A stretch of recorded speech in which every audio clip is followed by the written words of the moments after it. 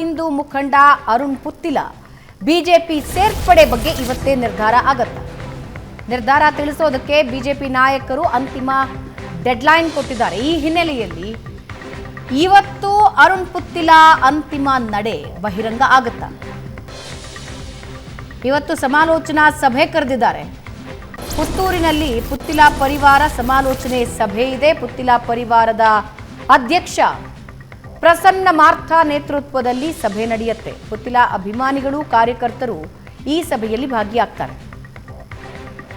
ಕಾರ್ಯಕರ್ತರ ಅಭಿಪ್ರಾಯ ಪಡೆದು ಪುತ್ತಿಲ ಮುಂದಿನ ನಿರ್ಧಾರ ತೆಗೆದುಕೊಳ್ತಾರೆ. ಬಿಜೆಪಿ ಆರ್ಎಸ್ಎಸ್ ಜೊತೆಗೆ ಹಲವು ಸುತ್ತಿನ ಮಾತುಕತೆ ಬಳಿಕ ನಿರ್ಧಾರ. ಪುತ್ತಿಲ ಪರಿವಾರ ವಿಸರ್ಜಿಸಿದ್ರೆ ಮಾತ್ರ ಬಿಜೆಪಿಗೆ ಬನ್ನಿ ಅಂದಿದ್ದಾರೆ. ಹಾಗಾದ್ರೆ ಇವತ್ತಿನ ನಿರ್ಧಾರ ಏನಾಗಿರುತ್ತೆ ಅನ್ನೋದು ಪ್ರಶ್ನೆ. ಪ್ರಶಾಂತ್, ಕಳೆದ ವಿಧಾನಸಭೆ ಚುನಾವಣೆಯಲ್ಲಿ ಹೊಡೆತಗಳನ್ನು ನಾವು ನೋಡಿದ್ವಿ. ಪುತ್ತಿಲ ಸಪರೇಟ್ ಆಗಿ ಹೋಗಿ ಎಲೆಕ್ಷನ್ ನಿಂತಿದ್ದು. ಈ ಬಾರಿ ಅಂತಹ ಡ್ಯಾಮೇಜ್ಗಳಾಗಬಾರ್ದು ಅನ್ನೋದಕ್ಕೆ ಪುತ್ತಿಲಾನು ಪ್ರಯತ್ನ ಪಡ್ತಿದ್ದಾರೆ, ಬಿಜೆಪಿಯು ಮುಂದಾಗಿದೆ. ನನಗನ್ಸುತ್ತೆ ಈಗ ಅರುಣ್ ಪುತ್ತಿಲ ಫೆನಾಮಿನನ್ ಕಳೆದ ಬಾರಿ ಪುತ್ತೂರಿನಲ್ಲಿ ಏನಿತ್ತು ಅದು ವಿಧಾನಸಭಾ ಚುನಾವಣೆಗೆ ಸೀಮಿತ.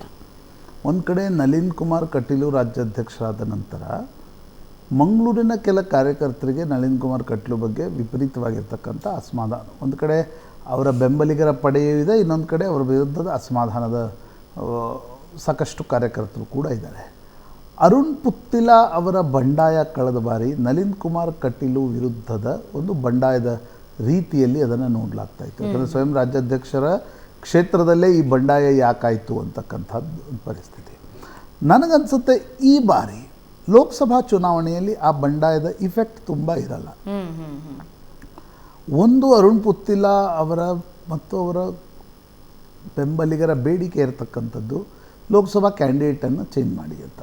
ನಳಿನ್ ಕುಮಾರ್ ಕಟೀಲು ಕ್ಯಾಂಡಿಡೇಟ್ ಇದ್ದರೆ ನಾವು ಬೆಂಬಲಿಸೋಲ್ಲ, ನಳಿನ್ ಕುಮಾರ್ ಕಟೀಲು ಬಿಟ್ಟು ಬೇರೆ ಯಾರನ್ನಾದರೂ ಕ್ಯಾಂಡಿಡೇಟ್ ಮಾಡಿ, ಅದನ್ನು ಬಿ ಜೆ ಪಿ ಒಪ್ಕೊಳ್ಳುತ್ತಾ ಮುಖ್ಯ ಪ್ರಶ್ನೆ. ಅರುಣ್ ಪುತ್ತಿಲಗೂ ಕೂಡ ಒಂದು ಅನಿವಾರ್ಯತೆ ಇದೆ ಭಾವನಾ. ನೀವು ವಿಧಾನಸಭಾ ಚುನಾವಣೆಯಲ್ಲಿ ಇಲ್ಲಿ ಬೊಮ್ಮಾಯಿ ವಿರುದ್ಧ ಕಟೀಲು ವಿರುದ್ಧ ಬಂಡಾಯ ಇದ್ದಾಗ ಜನ ಬೆಂಬಲಿಸಿದರು. ಆದರೆ ಈಗ ನಾವು ನೋಡ್ತಾ ಇದ್ದೀವಿ ಬಿ ಜೆ ಪಿಯ ಈ ಕೋರ್ ವೋಟರ್ ಏನಿದಾರಲ್ಲ, ಇದನ್ನು ತುಂಬ ಡಿಸ್ಟರ್ಬ್ ಮಾಡುವ ಶಕ್ತಿ ಬೇರೆ ಬಿ ಜೆ ಪಿ ನಾಯಕರಿಗೆ ಇದೆ ಅಂತ ಅನ್ನಿಸ್ತಾ ಇಲ್ಲ.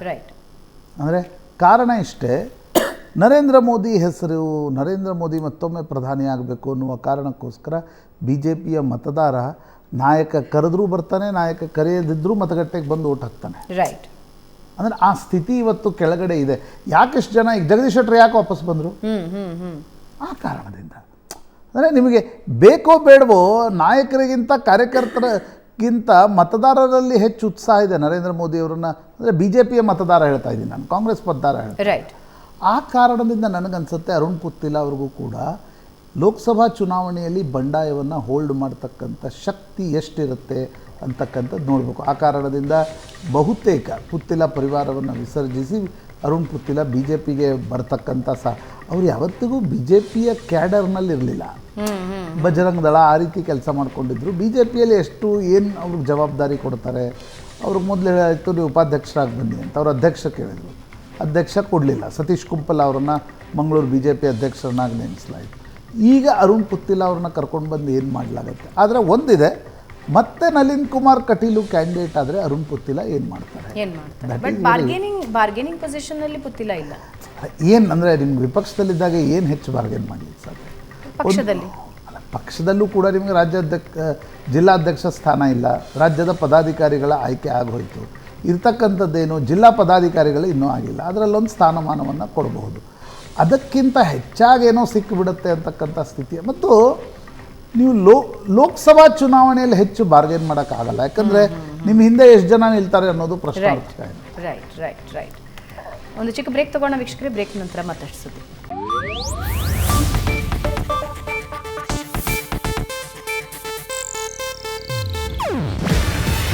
ಇದು ಏಷ್ಯಾನೆಟ್ ನ್ಯೂಸ್ ನೆಟ್ವರ್ಕ್ ಪ್ರಸ್ತುತಿ.